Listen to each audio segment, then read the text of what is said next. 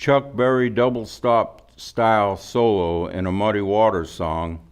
I never thought about where all the licks came from, but I know where they came from. In about 1999, I met Scotty Moore, the great rockabilly guitar player that played on the original Sun Sessions with Elvis Presley and inspired so many of us to love that style of music with his great guitar playing.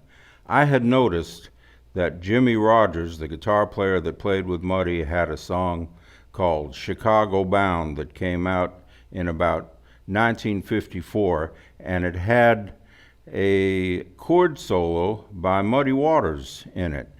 And then the next year, Elvis Presley recorded a song, a rockabilly song that's one of the ultimate ones, called Let's Play House, and Scotty Moore did the same solo as Muddy Waters did, a chord solo, just very, very simple, but with tons of slap echo on it. So I had the opportunity to ask Scotty Moore, did you ever hear Muddy do that solo, and did you try to use that for Baby Let's Play House?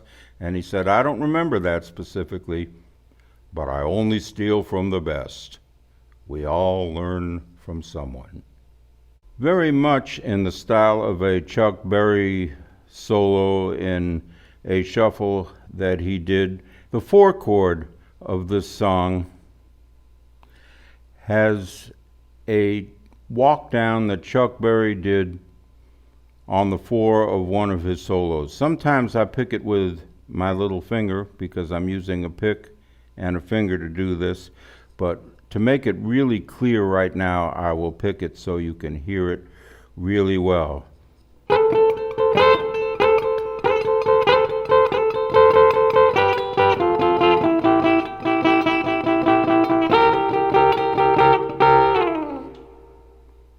Now, when we get to the 5, I'm going to do something tricky.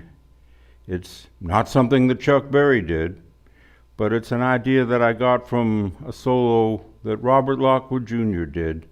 Actually, not a solo, the whole progression of boom, boom, out go the lights.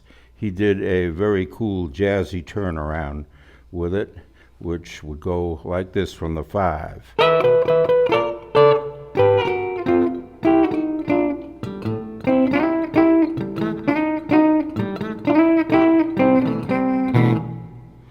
Back into those Chuck Berry double stops. On the second verse, I tried to drive it home a little bit harder. Once again, I used the pick instead of just my fingers to make it very, very clear. In the key of C, I used that kind of a chord on it, and I switched it to the chords that are in the famous instrumental Honky Tonk. I just started like this.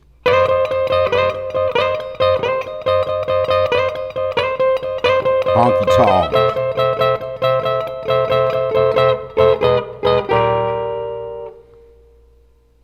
Now, when I went to the 4 in this second progression, I went full on Chuck Berry bends like this.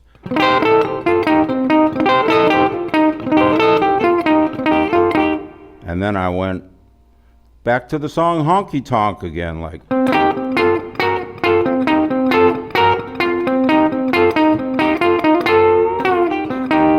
So I'm back in Chuck Berry land again.